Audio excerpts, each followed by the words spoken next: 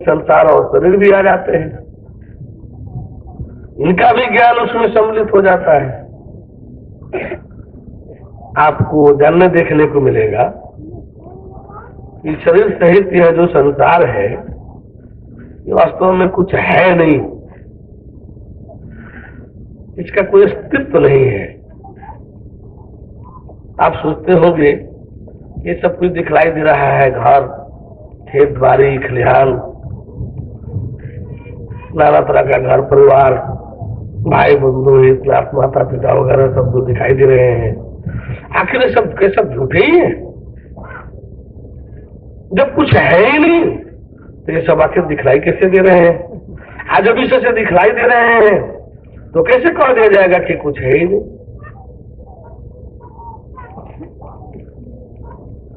इसका निर्धारण जो है दो प्रकार से होता है। एक तो वेदांती जन, योगी जन इसका निर्धारण करते हैं, और दूसरे ज्ञानी पुरुष भी। योगी जन जब इसका, वेदांती योगी जन जब इसका वर्णन करते हैं तो स्वप्नोत्कर्ष करके कि जैसे सपना है, देखते समय तो सब कुछ है और जगे तो पता चला कुछ नहीं,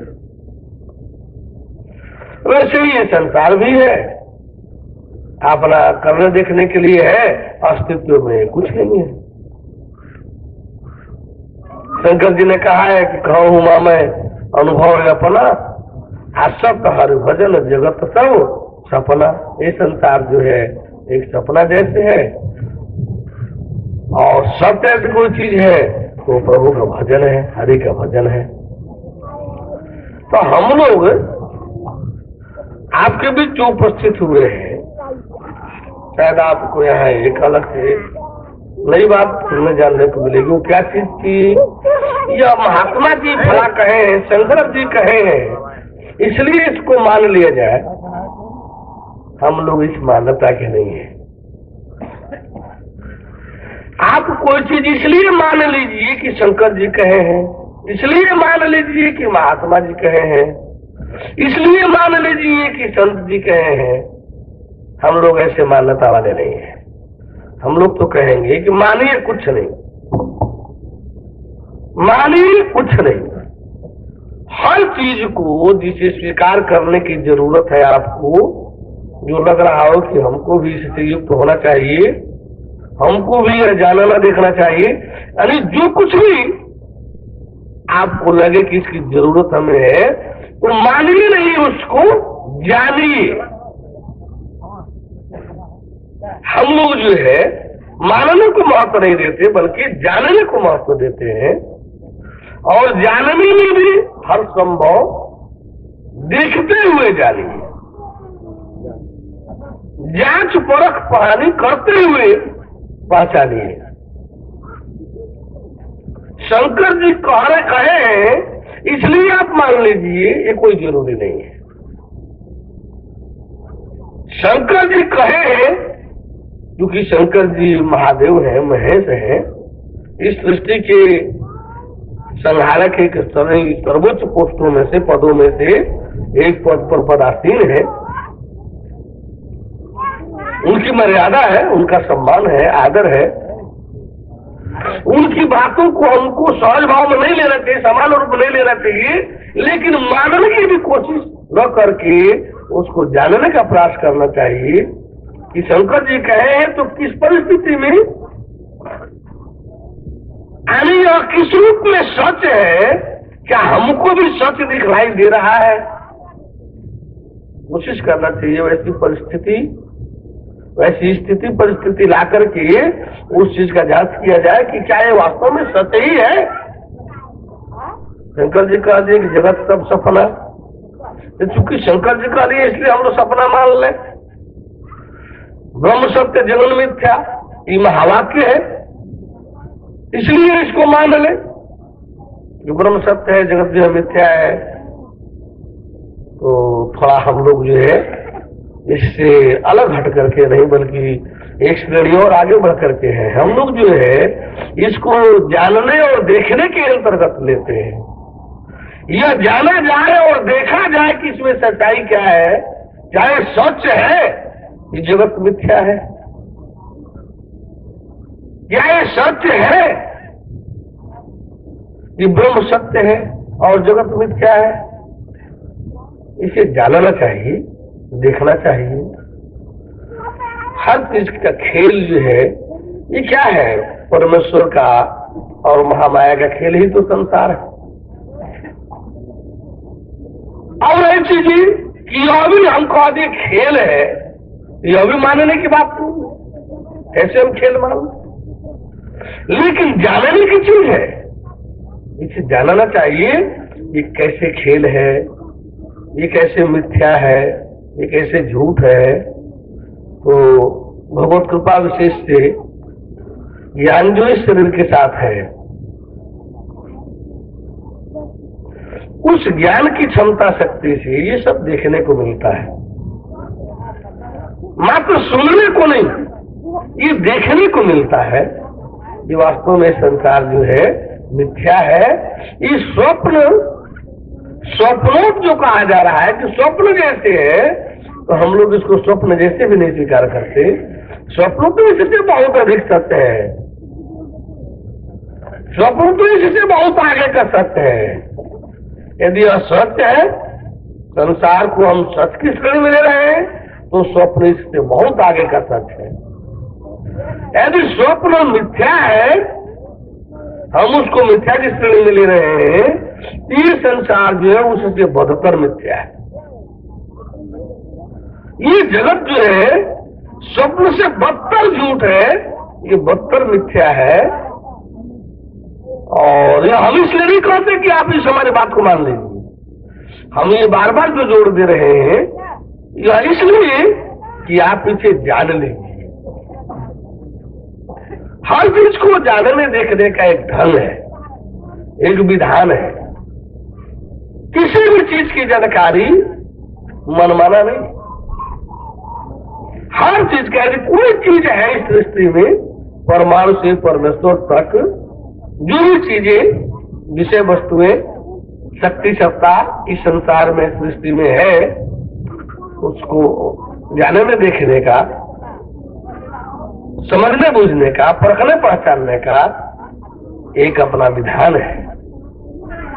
जब हम उसको उस विधान से जानने देखने में लगेंगे, उस विधान से उसको समझने परखने में लगेंगे, तब जो है वास्तव में आपको उसका सही समुचित जानकारी प्राप्त होगा और उसका लाभ मिलेगा, और आप उसके महत्ता गुणवत्ता से युक्त हो पाएंगे। हम जो भी इस मंच से आप सबके बीच बातें रखेंगे, भगवत कृपा विशेष से इस भावना से रखेंगे, इस विधान से रखेंगे कि आप उसको मानने का नहीं परंतु जानने का कोशिश करेंगे। और जानने के लिए भी इसलिए जानना नहीं कि जानने के लिए जाने, जानने के लिए जानने से का भी कोई लाभ नहीं। जानने के लिए जो जानना है, इसका कोई लाभ नहीं। वास्तव में हमको उसके लाभ के लिए कोई उद्देश्य, उसका जो उद्देश्य है, उस उद्देश्य के लिए हम जब जाने, हम प्रयोजन के लिए कि आखिर ये जानकारी किस लिए, इसका प्रयोजन क्या है, तो किसी प्रयोजन के अंतर्गत, हम उद्देश्य के अंतर्गत जब जानेंगे, तब वास्तव में उसका सही समुचित लाभ मिलेगा। देखा देखी धर्म और देखा देखी पाप, इससे कोई फायदा नहीं है। कोई जान रहा है, कोई देख रहा है, कह रहा है, इसलिए हम भी जान ले। अमुक आदमी भाग ले रहा है, चलो हम भी ले ले, क्या लगता है। वो दर्शन करने जा रहे, चलो तुम दर्शन कर ले, देखे क्या होता है। तो क्या होता है, हम तो कराने में लगे हैं दर्शन, जो बैठेगा उसी को हो जाएगा। इसमें चाहे वो अंगूठा निशान देने वाला हो, चाहे वो पढ़े लिखे किसी यूनिवर्सिटी का हेड है, चाहे भाई शास्त्र हो, कोई फर्क नहीं पड़ता। हम लोग ने दोनों बराबर है। ऐसा नहीं कि भाई शास्त्र आएंगे तो हम लोग थोड़ा घबराने लगेंगे, और हेड साहब आएंगे, विद्वान जी आएंगे तो घबराने लगेंगे कि इनके सामने ज्ञान रखेंगे तो कैसे क्या होगा। कुछ नहीं, उनके सामने बहुत आसान हो जाएगा। जो ढेर पढ़े लिखे आएंगे उनके सामने और आसान हो जाएगा। उनसे हम लोग किसी हेड से हमारे चांसलर से बात करें तो उनको सरेंडर करने होने में मुश्किल से आधा घंटा नहीं लगेगा,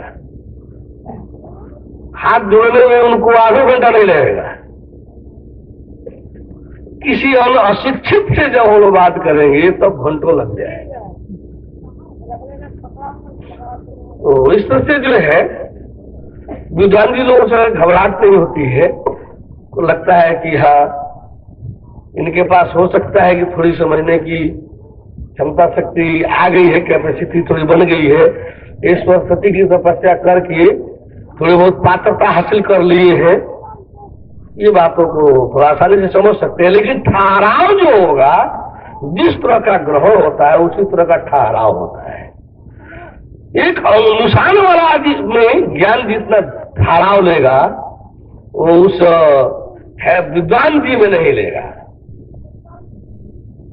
क्योंकि विद्वान जी को लोगों को हम लोग ज्ञान से डील करते हैं, और जो निशान वाले होते हैं, अशिक्षित होते हैं, उनको हम लोग भाव और व्यवहारिक लाभ से लेते देते हैं।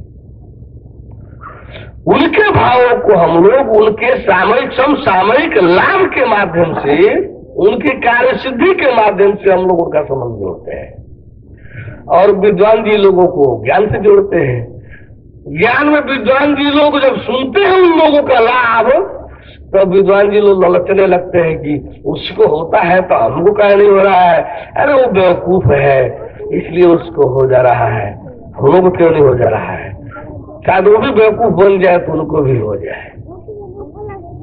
उन बड़ी विद्वान और होशियार है तो बात करने की या गलत काटने की छूट तो उनको है, काट देना चाहिए, उनको गलत ठहरा देना चाहिए, अपनी विद्वता झाड़ने चाहिए। ये कहा जाए कि उनकी पुतली जो है उस आसुरी शिक्षा से, जो स्कूल कॉलेज में पढ़ाया जा रहा है कौन शिक्षा है, आसुरी शिक्षा। जो स्कूल कॉलेज में प्राइमरी से लेकर के यूनिवर्सिटी तक जो है पढ़ाई हो रही है, ये कौन शिक्षा है, आसुरी शिक्षा है। ये आपके प्राच्य विद्या पद्धति नहीं है, जो भारतीय संस्कृति के अंतर्गत जो पढ़ाई होती थी, जिसमें पिंड और ब्रह्मांड की जो जानकारी मिलता था, उस पिंड और ब्रह्मांड की जानकारी के बीच का जो तालमेल था उसकी जानकारी, और आदमी जो है यहाँ बैठा हुआ है, बैठा और जीवात्मा उसकी ब्रह्मांडीय भ्रमण कराई, आकर के फिर तरह में प्रवेश की अपना काम कर रही है। ये सब आसुरी शिक्षा है। सब पढ़ते रहिए, मेहनत करते रहिए, क्या पढ़ाई हो रही है, पेट की चिंता। पहले पढ़ा दिया गया कि पेट पेट यानी रोटी कपड़ा मकान, रोटी कपड़ा मकान, व्यवसायिक शिक्षा। पहले जो है पाप काल में पिक्चर बनाए हैं सब, खूब सभी काल से पढ़े लिखे वालों का यही है, पापी पेट का सवाल है, ये पापी पेट का सवाल है। ये जो पेटे को पापी घोषित कर देंगे, जो इसका स्टोर भंडार गृह है, जो इसका स्टोर है इस मकान का, इस नगर का गोदाना जब पापी हो जाएगा तो फिर पुण्यात्मा कहां से आएगा, पुण्य कहां से आएगा। ये तो सिलेंडर है इस गाड़ी का, ये तो स्टोर है इस मकान का, स्टोर रूम है, ये गोदाम है इस नगर का, शरीर रूपी नगर का। इसी को पापी कह रहे हैं। पहले ही बच्चे के जहन में यानी उसके दिल दिमाग में पाठ पढ़ा रहे हैं, पढ़ो नहीं तो नौकरी नहीं करोगे, नौकरी नहीं मिलेगी, क्या खाओगे, कैसे रहोगे, कैसे जियोगे, पढ़ो नहीं तो नौकरी नहीं मिलेगी, क्या खाओगे पियोगे। पहले ही उसको पढ़ा दिया जा रहा है कि तुम हीन हो, तुमको नौकरी की जरूरत है, पेट तुम्हारे पास है, रोटी कपड़ा की तुमको नहीं मिलेगा, यह क्षमता का, ये तुम मनोनाचीज हो, अक्षम हो, इसका पाठ उसके जहन में जबरदस्ती घुसेड़ दिया जाता है।